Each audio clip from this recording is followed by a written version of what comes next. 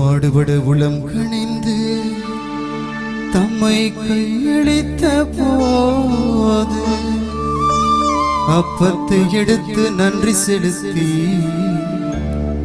அதை விட்டு தம் சீடர்களுக்கு அளித்து அவர் கூறியதாவது, அனைவரும் இதிலிருந்து பெற்று உண்ணுங்கள், ஏனெனில் இது உங்களுக்காக கையளிக்கப்படும் என் உடல்.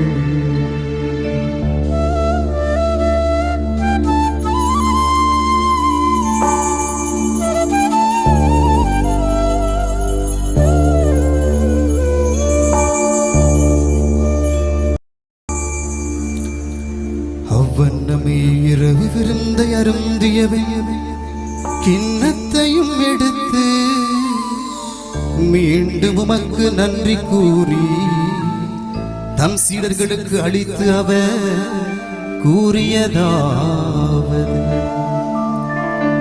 அனைவரும் இதிலிருந்து பெற்று பருகுங்கள், ஏனெனில் இது